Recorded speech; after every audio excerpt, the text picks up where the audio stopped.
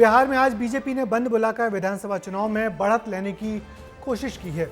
PM Modi की मां को गाली देने की घटना के विरोध में बीजेपी ने सहयोगी दलों के साथ आज बंद आयोजित किया, मगर आरजेडी और जन स्वराज पार्टी ने इस बंद को बेअसर बताया है। राहुल गांधी की वोटर अधिकार यात्रा से गरमाई बिहार की चुनावी राजनीति को बीजेपी ने अब एक नई हवा देने की कोशिश इस बंद से की है। हमारी इस रिपोर्ट में देखिए ये बंद का कितना असर दिखा बिहार के शहरों में। एनडीए के दलों को बुलाए बंद का असर पर बात की है।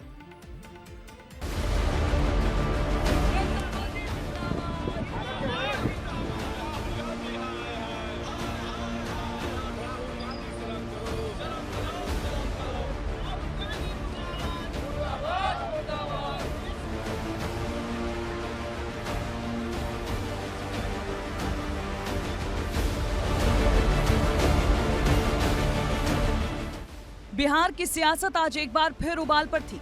दरभंगा से निकली एक गाली ने पूरे सूबे का माहौल बदल कर रख दिया।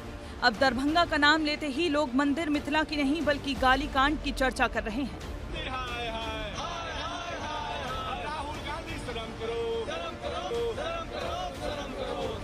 प्रधानमंत्री मोदी की स्वर्गीय मां को अपशब्द कहे जाने का मामला अब बिहार की गलियों से लेकर सियासी गलियारों तक आग की तरह फैल चुका है। इसी को लेकर आज एनडीए ने बिहार बंद का आह्वान किया। सुबह 7 बजे से दोपहर तक ये बंद चला। 12 जिलों में करीब 3 घंटे नेशनल हाईवे जाम किए गए। गाड़ियों की आवाजाही पर पूरी तरह रोक लगाई गई। पटना में करीब 2000 से ज्यादा जवान तैनात किए गए। इसी बीच कांग्रेस और आरजेडी ऑफिस की सुरक्षा भी बढ़ाई गई। एनडीए ने इसे सिर्फ एक मां का नहीं बल्कि पूरे राष्ट्र की मातृशक्ति का अपमान बताया है। बीजेपी महिला मोर्चा ने कमान संभाली और सड़कों पर उतरकर कांग्रेस आरजेडी को घेरा। बिहार बीजेपी अध्यक्ष दिलीप जायसवाल, जो 2 दिन पहले पीएम मोदी का भाषण सुनकर आंसू बहा रहे थे, आज मां के सम्मान में सड़कों पर बैठे नजर आए।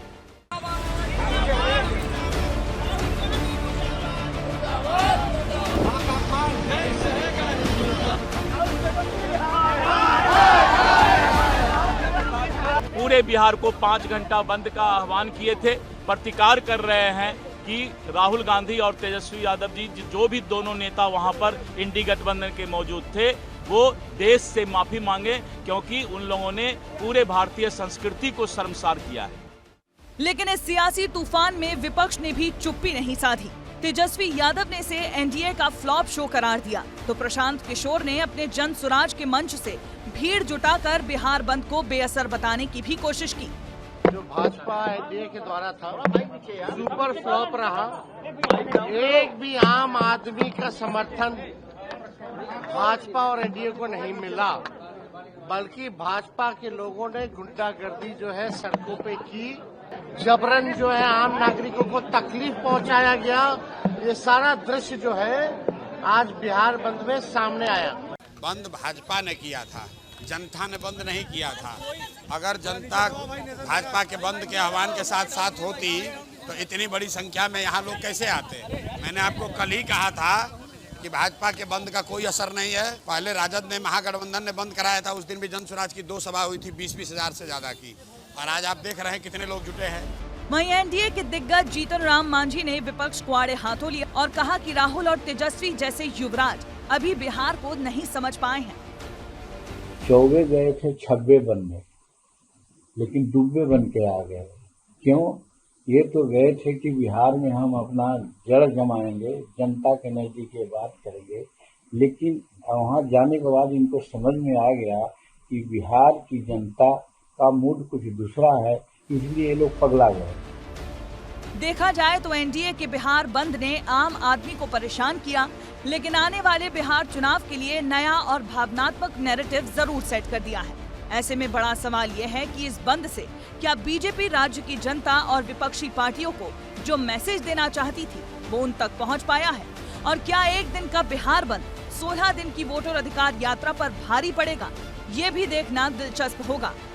ब्यूरो रिपोर्ट, विस्तार न्यूज। दरअसल बिहार विधानसभा चुनाव में मुद्दे की तलाश कर रही बीजेपी को यह ऐसा मुद्दा हाथ लग गया है जिसे वो पूरे चुनाव में जमकर भुनाएगी। इस मुद्दे के दम पर आरजेडी और कांग्रेस को घेरा तो जाएगा ही, साथ ही बड़ी भावनात्मक अपील कर बिहार की महिला वोटरों को भी बीजेपी के पक्ष में लामबंद किया जाएगा। वैसे सब जानते हैं कि महिलाएं अब चुनाव की दिशा और परिणाम तय करने लगी हैं।